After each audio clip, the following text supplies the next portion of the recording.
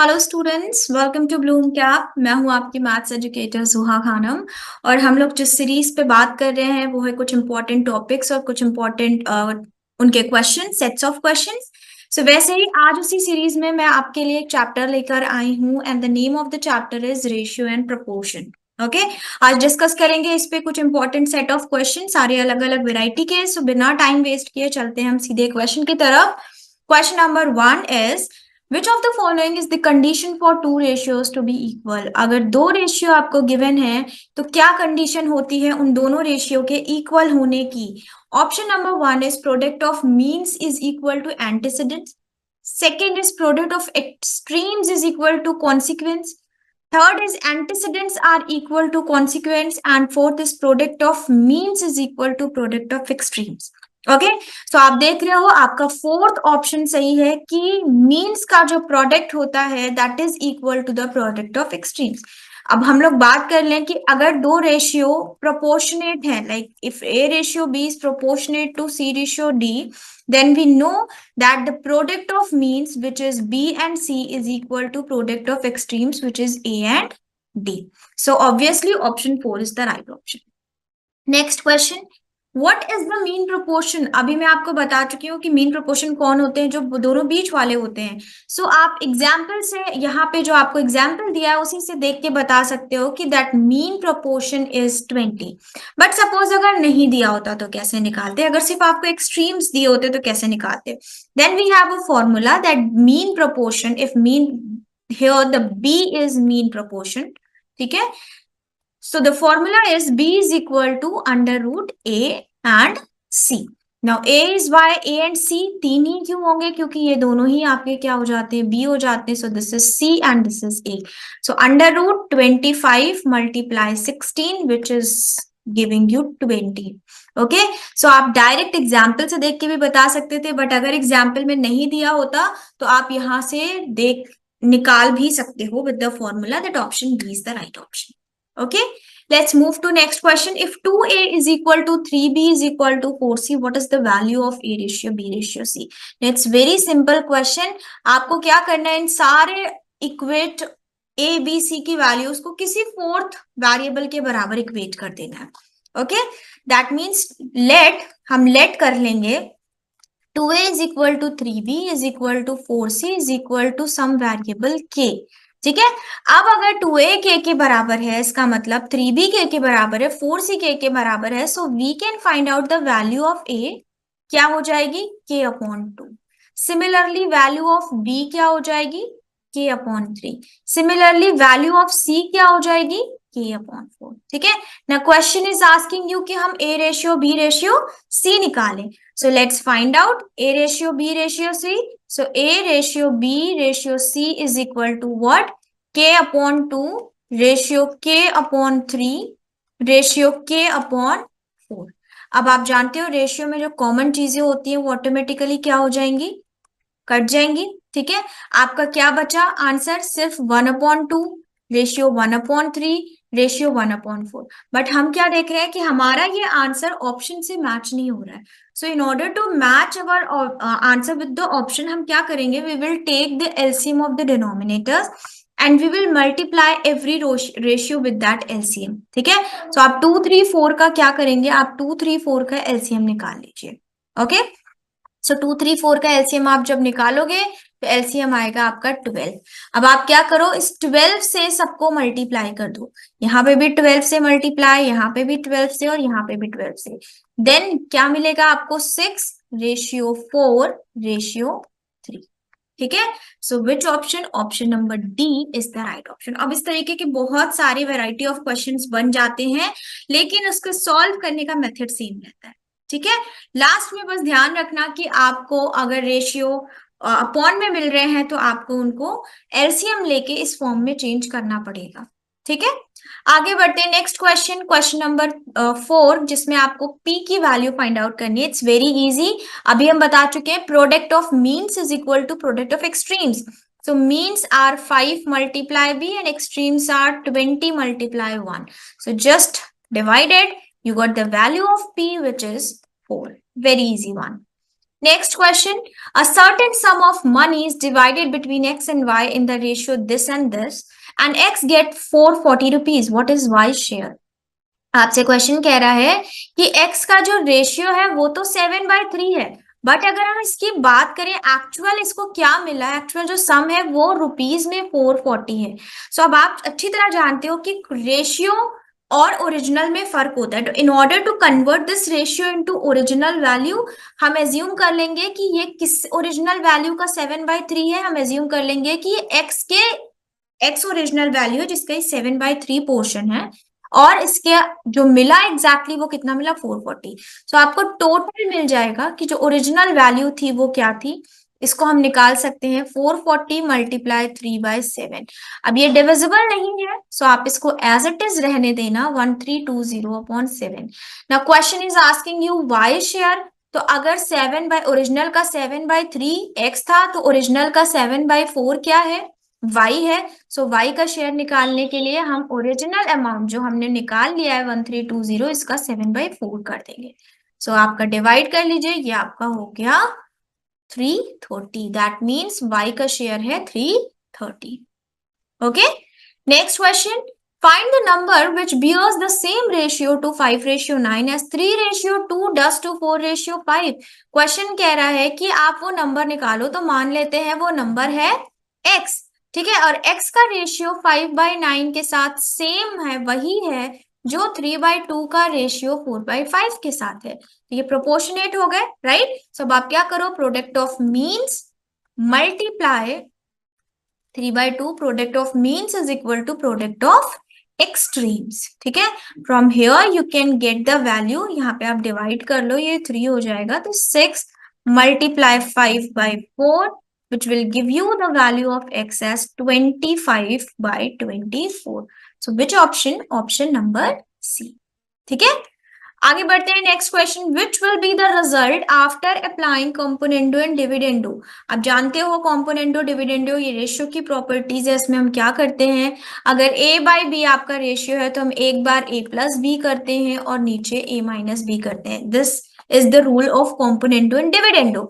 सो आपको यहाँ पे जो क्वेश्चन दिया गया है उसमें बोला गया है कि अगर हम इस पे कॉम्पोनेंडो और डिविडेंडो लगाते हैं तो इसका रिजल्ट क्या आएगा। So let's check it. पहला हमारा है 3a² + 2b² upon 3a² - 2b²। इधर इक्वल टू में रख लें या इक्वल टू ना रख के आप प्रोपोर्शन का ही साइन रख लो। सो ये क्या हो जाएगा, proportionate to 3c² + 2d² upon 3c² - 2d², ठीक है। अब हम लगाने जा रहे हैं इस पे क्या, we are going to apply componendo and dividendo, ठीक है। हम इस पे C and D लगाने जा रहे हैं, यही लिखते हैं। चलिए अब एक बार हमें क्या करना है, प्लस करना है, ठीक है। सो ये प्लस करेंगे, और एक बार हमें क्या करना है, डिनोमिनेटर में माइनस करना है। तो चलिए माइनस कर देते हैं, ये हो जाएगा -3a² और +2b²। सेम हम लेफ्ट हैंड साइड में कर लिया है, तो राइट हैंड में भी वही करेंगे, दोनों तरफ लग रहा है। सो 3c² + 2d² + 3c² - 2d² upon नीचे क्या हो जाएगा, 3c² + 2d² - 3c² + 2d², right. चलिए अब कुछ कट सकता है, यस, यहाँ पे 2b आपका इलिमिनेट हो गया, यहाँ 3a हो गया। सिमिलरली यहाँ 2d इलिमिनेट हो गया और यहाँ 3c इलिमिनेट हो गया। Now what we are left with, we are left with 6a² upon 4b² proportionate to 6c² upon 6d²। Now 6 can divide 6, sorry नीचे 4 होगा, 4 कैन डिवाइड 4, ठीक है। अब आपका स्क्वायर दोनों तरफ है तो ऑलरेडी स्क्वायर भी इलिमिनेट हो ही जाएगा, ठीक है। So what you are left with, we are left with that a ratio of a and b is proportionate to ratio of a and d, and this is your final result. So which option, option number B is the right option. This will be the result when you apply componendo and dividendo to this given expression, right? चलिए अब सिर्फ componendo and dividendo नहीं होती हैं, आपको पता है बहुत सारे इस चैप्टर में प्रॉपर्टीज हैं, रूल्स हैं, तो आप उन सारे रूल्स को जरूर देख के जाना। You can expect a question from that also. चलिए next question. If x by 2, 7 by x, 3x by 2 and 7 by 3 are in proportion, then what is the value of x? It's a very easy one. कह रहे हैं x by 2, 7 by x proportionate है ये सब एक दूसरे के, सो हम इसे ऐसे लिख लेंगे, ठीक है. Now we can apply that rule that product of mean is equal to product of extremes. So let's do that. 7 by x multiply 3x by 2 is equal to, क्या हो जाएगा, ये प्रोपोर्शनेट का साइन इक्वल टू ही होता है एक तरीके से, 7/3 x/2, ठीक है. अब आप क्या करो, अब आप इनको सॉल्व कर लो. सो यहाँ से आपका x और x तो एलिमिनेट हो गया, ठीक है. क्या बचा आपके पास, यहाँ से 7 और ये 7 भी हो गया, ये वाला 2 से 2 हो गया. तो you are left with x is equal to 9, which is option number C. Next question. A mixture contains milk and water in the ratio of 5:6. Again, ratio में है, ठीक है. On adding 8 liters of water, the ratio of milk and water becomes 1:2. Find the quantity of milk in the mixture. कितना mixture था milk में. So हमें क्या दिया गया है, milk और water का ratio कह रहे हैं 5:6 है. अब ये रेशियो है, लेकिन अगर हम इनका ओरिजिनल अमाउंट जानना चाहते हैं, then we have to convert this ratio by multiplying it with some variable in order to have an original amount, ठीक है. सो हम क्या करेंगे, x से मल्टीप्लाई कर देंगे, ठीक. उसके बाद आपसे क्वेश्चन ने बोला कि वाटर कितना ऐड किया गया, 8 लीटर्स, ठीक है. सो वाटर नीचे है, हमने नीचे 8 लीटर्स ऐड कर दिया, ओके. अब x से मल्टीप्लाई करने का मतलब कि हमने रेशियो से इसको लीटर में चेंज कर दिया, that mean 6x litres plus 8 litres. Now जब दोबारा हमने इनका निकाला 8 लीटर्स वाटर ऐड करने के बाद, तो इनका रेशियो हो गया 1:2, राइट. सो ये आपका हो गया एक्सप्रेशन जिसे आप सॉल्व करेंगे. So 10x is equal to 6x plus 8. You will get 4x is equal to 8, which gives you that the value of x is 2. ठीक है. सो जो लीटर था वो क्या था, 2 लीटर था. x जो हमने माना था वो 2 लीटर था एक्चुअली. क्वेश्चन पूछ रहा है find the quantity of milk. So you know that milk was 5x, amount of milk was 5x, so multiply 5 with 2 liter, you have that 10 liter was the milk. ठीक है. चलिए आगे बढ़ते हैं. ये रेशियो एंड प्रोपोर्शन में ये जो आप मिल्क एंड वाटर और इस तरीके के ऑयल से रिलेटेड भी क्वेश्चन आते हैं एग्जाम में, सो इसकी आप प्रैक्टिस जरूर कर लेना. मैंने आपको एक वैरायटी ऑफ क्वेश्चन दिखा दिया, ये आपको जरूर मिलेगा एग्जाम में. इस तरीके के क्वेश्चन आपको मिलेंगे. इधर आपको वाटर मिल्क का कॉम्बिनेशन दे दिया जाएगा, या आपको वाटर ऑयल को कॉम्बिनेशन दे दिया जाएगा. इस तरीके के क्वेश्चन बना दिए जाते हैं कॉम्बिनेशन से रिलेटेड, ठीक है. चलिए नेक्स्ट है, in school there are 650 students. The ratio of boys to that of girls is 8:5. How many more girls should join the school so that the ratio becomes 4:3? Okay. So अब आपको 650 पता है already. तो question ने बोला, ये भी बता दिया है कि गर्ल्स और बॉयज का रेशियो कौन है. तो हम बॉयज सबसे पहले नंबर ऑफ बॉयज निकाल लें ना. According to the ratio boys are 8 in ratio, total ratio हो गया 13 और मल्टीप्लाई कर देंगे इसको 650 से. अब ये बहुत ओल्ड मेथड है, इसके बारे में मुझे ज्यादा डिस्क्राइब करने की जरूरत नहीं है कि ये कौन सा मेथड है. तो यहाँ से आपके बॉयज निकल आए 400. अब जब बॉयज 400 है तो गर्ल्स आप रेशियो से भी निकाल सकते हो, नहीं तो आप माइनस करके भी 650 से निकाल सकते हो. ऑब्वियसली गर्ल्स आर 250, ठीक. Now question is asking you how many more girls should join the school. कितनी ज्यादा गर्ल्स और स्कूल ज्वाइन कर लें. तो हम मान लेंगे कि भाई चलो एक्स गर्ल्स और ज्वाइन कर लें, ठीक है. गर्ल्स में एक्स और ज्वाइन हो जाए. तो क्वेश्चन बोल रहा है कि तब इनका रेशियो हो जाता है 4:3. सो आपने स्टेटमेंट बना लिया, इक्वेशन बना लिया. अब आप इसको सॉल्व कर लो. सो ये क्या हो जाएगा, 1200 is equal to 1000 is equal to 4x, sorry not equal to, plus 4x. तो यहां से आपको क्या मिला, that 4x is equal to 200 and x is equal to ultimately what, 50. ठीक है. तो आपसे पूछा जा रहा था कितनी गर्ल्स, तो हमने x माना था, x गर्ल्स, तो x 50 आ गया, दैट मीन्स 50 गर्ल्स और ज्वाइन कर ली स्कूल. ठीक है. चलिए नेक्स्ट क्वेश्चन देखते हैं. Question 11. The age of a boy is 1/5 of the age of his mother, okay, and the sum of the ages of the son and mother is equal to the age of father. So पहले जितना portion हमने पढ़ा पहले मुझसे discuss कर लें. Question बोल रहे हैं कि बॉय की एज जो है वो मदर की 1/5 है. तो अगर बॉय की एज x है तो दैट मीन्स कि मदर की एज क्या है, 5x. अगर आप मम्मी के 1/5 हो तो इसका मतलब आपसे मम्मी 5 टाइम्स ज्यादा है ना. सिंपल, बस हमने थोड़ा सा चेंज कर लिया उसको.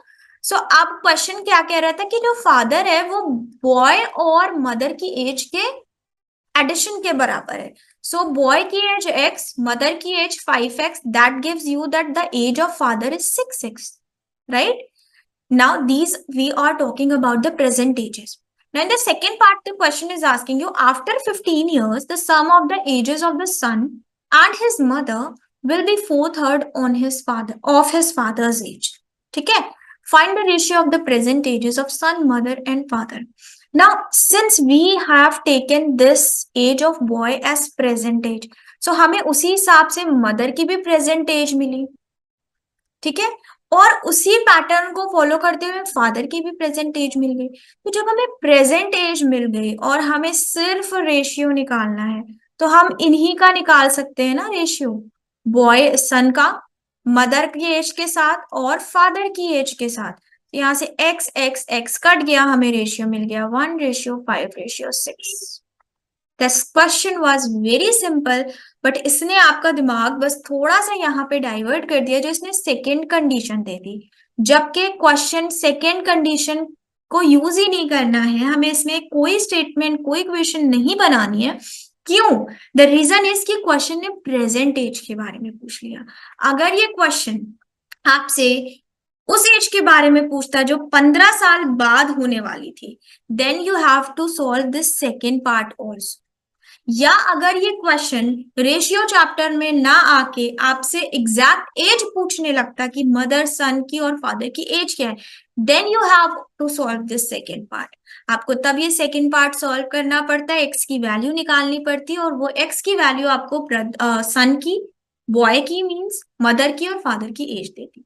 सो आप समझ गए कि यहाँ पे प्रेजेंट एज को पूछा जा रहा था, इसलिए हमने सेकेंड पार्ट को सॉल्व करना नेसेसरी ही नहीं समझा, बिकॉज उससे हमारे आंसर पे कोई फर्क नहीं पड़ रहा था. तो हम टाइम क्यों वेस्ट करें, राइट? हमारे पास टाइम तो वैसे भी ऑलरेडी कम है. सो आपको ये चीजें ध्यान रखनी है. ये क्वेश्चन मैंने इसीलिए सेलेक्ट किया ताकि मैं आपको ये समझा सकूं कि अगर ये क्वेश्चन अलजेब्रा के चैप्टर में होता तो आप सेकेंड पार्ट सॉल्व करते. अगर ये क्वेश्चन इसमें ये पूछ लेता कि उनकी एज 15 साल बाद क्या रेशियो निकालो, तो भी तब आप ये सॉल्व करते.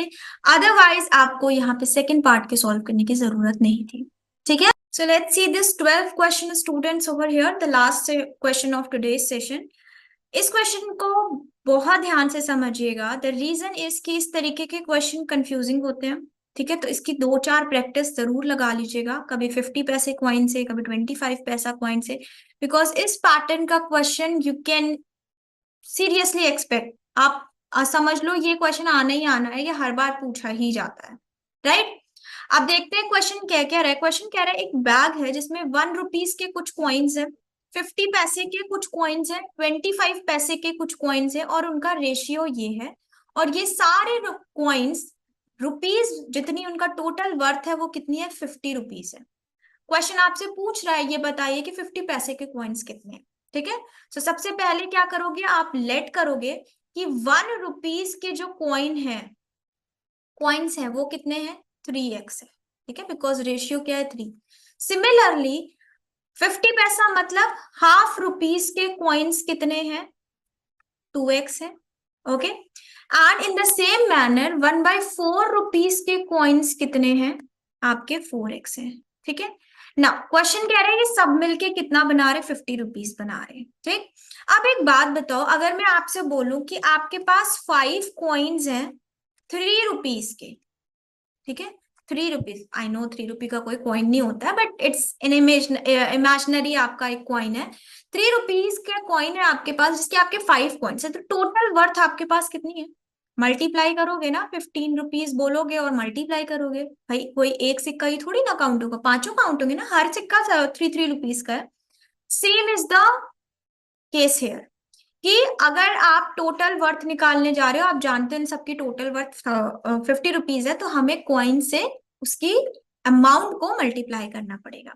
सो 1 रुपीज के कॉइन 3x मतलब इतना रुपी हुआ. फिर आप करोगे हाफ रुपी. ठीक है? सो आई एम इग्नोरिंग दिस रुपी. ठीक है? Half multiply 2x. फिर आपके 1/4 रुपीज के यानी 25 पैसे के कॉइन्स कितना वर्थ बना रहे हैं, 4x. ठीक है? ये टोटल सब मिलके हो रहा है 50 रुपीज. Ignore it, 50. ओके, अब आप इसे सॉल्व कर लो। यहाँ से देख रहे हो 2 से 2 कट जाएगा, 4 से 4 कट जाएगा। सो व्हाट यू गॉट, आपको मिलेगा इधर लेफ्ट हैंड साइड पे 5x और इधर आपको मिला 50। यहाँ से आपको x की वैल्यू क्या मिली, 10। ठीक है, now question is asking you कि 50 पैसे के कितने कॉइन्स थे। सो 50 पैसे के कॉइन्स कितने थे आपके पास, 2x। दैट मीन्स कि नंबर में ये कितना हो गया, 2 मल्टीप्लाई 10, यानी कि 20 कॉइन्स थे आपके पास 50 पैसे के। अब अगर 50 पैसे के 20 कॉइन्स थे, दैट मीन्स रुपीज में कितने हो गए, 10 रुपीज हो गए। ठीक है, सो यहाँ पे कॉइन से रिलेटेड बात हो रही थी। इसके एक पैटर्न क्वेश्चन का ये बनता है जहां पे रुपीज से रिलेटेड बात होती है कि इस कॉइन के कितने रुपीज प्रेजेंट हैं इस बैग में।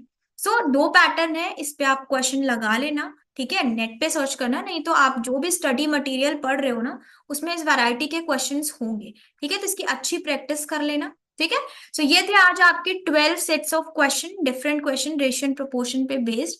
दो क्वेश्चंस बहुत इंपॉर्टेंट मैंने कहे, पहला आपका वो मिक्सचर और कॉम्बिनेशन वाला, और दूसरा मैंने ये, बिकॉज बाकी सारे क्वेश्चंस इजी थे जो आपके लेवल के आप लगा ले जाओगे, एग्जाम में भी आएंगे तो।